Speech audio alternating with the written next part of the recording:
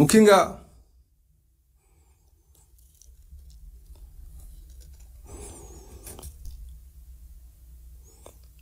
వీళ్ళిద్దరూ ముస్లిం సోదరులకి ఎప్పుడు కూడా తెలుగుదేశం పార్టీ అండగానే ఉంది.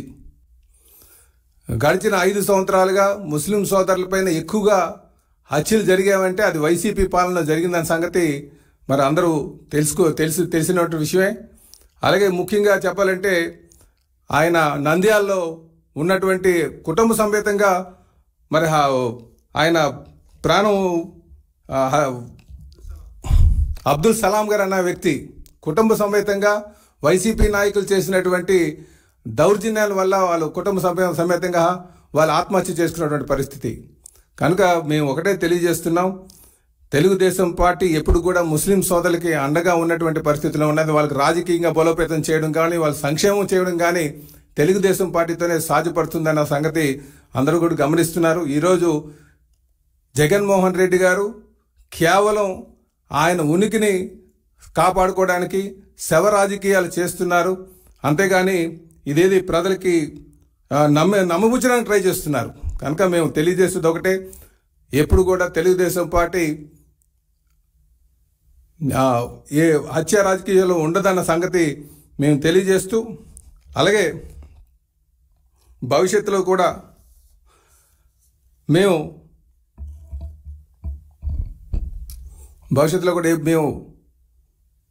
ఎవరైనా సరే హత్యలుగా ఆటలో కూడా ఉన్నారంటే వాళ్ళపైన చర్యలు తీసుకుంటాం. తెలుగుదేశం పార్టీ ఎవరిని కూడా ఉపేక్షించేటువంటి పరిస్థితి ఉండదు.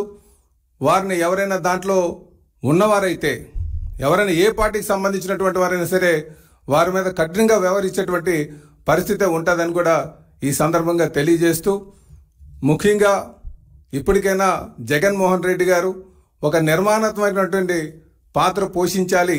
అంతేగాని శవరాజకీయాల వైపు శవరాజకీయాలు చేయడానికి ప్రయత్నం చేయొద్దని చెప్పి తెలియజేస్తూ, చంద్రబాబు నాయుడు గారి మీద నమ్మకం కొద్దీ ఈరోజు ప్రజలు ఈ రాష్ట్రాన్ని వారికి పరిపాలించగలరు, సంపద సృష్టించగలరు, మంచి పరిపాలన చేయగలరనే ఉద్దేశంతో ఈరోజు ఈ రాష్ట్రానికి వారిని ముఖ్యమంత్రిగా చేసినటువంటి విషయం చేశారన్న సంగతి మీరు తెలుసుకోవాలని చెప్పి తెలియజేస్తూ, ఇప్పటికైనా సరే ఈ శవరాజకీయాలు మానుకోవాలని చెప్పి వాళ్ళకి తెలియజేస్తున్నాం. నమస్కారం. మేము ఒకటే తెలియజేస్తున్నామండి, జగన్మోహన్ రెడ్డి గారు వారు పార్టీ శవరాజకీయాల దగ్గరికి వెళ్ళి ఒక రాబందుల్లాగా వ్యవహరిస్తున్నారు. వారు ఎప్పుడు కూడా ఒక నిర్మాణాత్మకమైన పాత్ర ఎప్పుడు పోషించలేదు.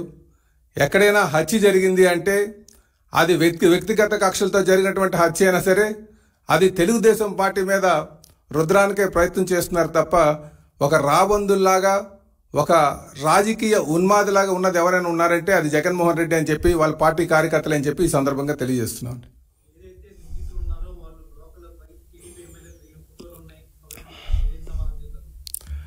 మేము ఒకటే చెప్తున్నామండి, మీరు 2019 నుంచి 2024 కానీ మీరు చూసుకుంటే అక్కడ వారు దిగినటువంటి హత్యలో సంబంధం ఉన్నటువంటి వారు, ఆ మధ్యకాలంలో జరిగినటువంటి హత్యలో సంబంధం ఉన్నటువంటి వారు అందరూ కూడా జగన్మోహన్ రెడ్డితో ఫోటో తీసుకున్నారు, ఒకరు కాదు.